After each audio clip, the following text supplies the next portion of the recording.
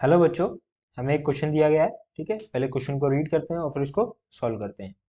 Question में बोला गया है the centre of mass of a body is a point at which the entire mass of the body suppose to be concentrated.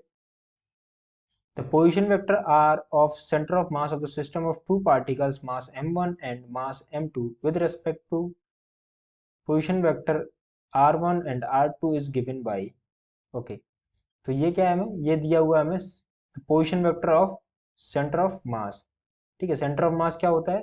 एक point होता है जहाँ पे एंटायर मास क्या होता है, किसी भी बॉडी का कंसंट्रेटेड होता है। ठीक है, for an isolated system where no external force is acting the velocity of centre of mass is constant.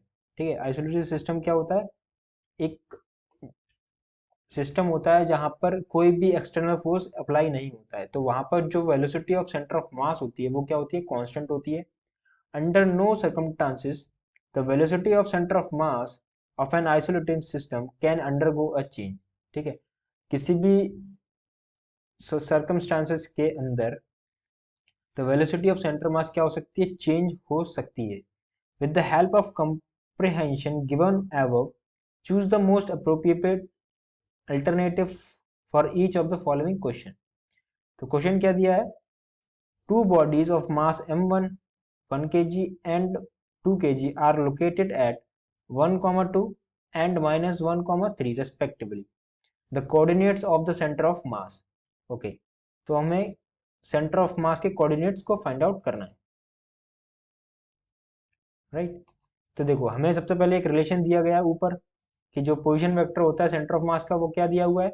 r is equals to m1 r1 plus m2 r2 divided by m1 plus m2। ठीक है, m1 m2 क्या है? ये masses हैं दो, किसी दो particles के।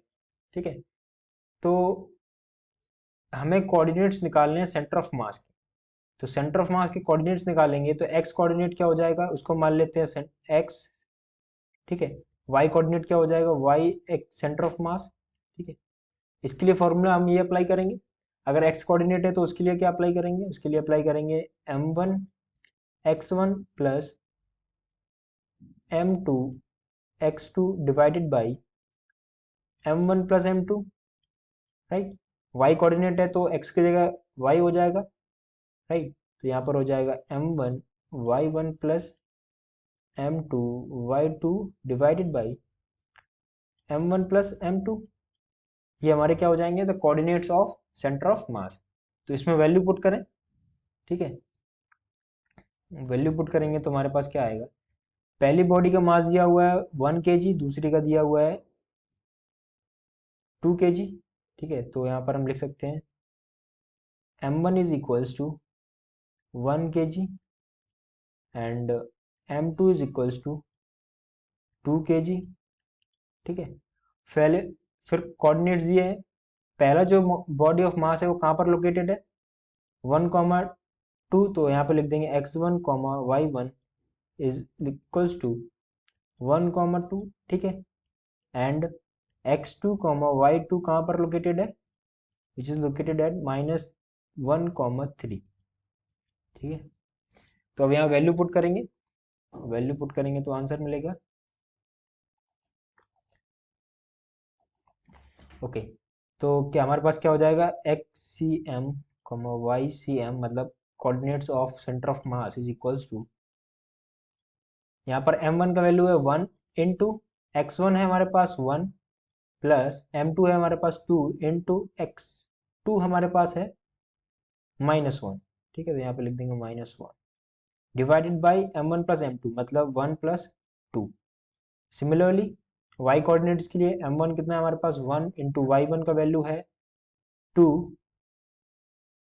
प्लस m2 का वैल्यू है 2 इंटू y2 का वैल्यू है 3 divided by m1 plus m2। इसको सिंप्लीफाई करेंगे तो क्या आ जाएगा? यहाँ से 1 इंटू 1 -2, यहाँ पर आएगा 1 -2 डिवाइडेड बाई 3 कॉमा, इसको सिंप्लीफाई करेंगे तो 2 इंटू 1 मतलब 2 प्लस 2 3 ज़ा 6 डिवाइडेड बाई 3। तो ये क्या हो जाएंगे? हमारे कोऑर्डिनेट्स हो जाएंगे। इनको फर्दर सिंप्लीफाई करेंगे तो 1 -2 -1 3 2 प्लस 6 8/3। तो हम देख सकते हैं अगर हमारा कोई ऐसा कोऑर्डिनेट जो है वो मैच हो रहे हैं तो हमारे जो सी के पॉइंट के जो कोऑर्डिनेट्स हैं वो क्या कर रहे हैं, मैच कर रहे हैं। ठीक है, तो हमारे coordinates of centre of mass क्या हो गए, हम लिख सकते हैं द कोऑर्डिनेट्स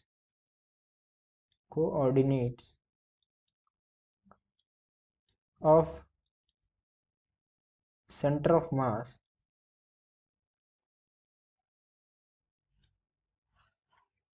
आर, वो क्या है हमारे पास, वो है -1, 3 एंड 8/3।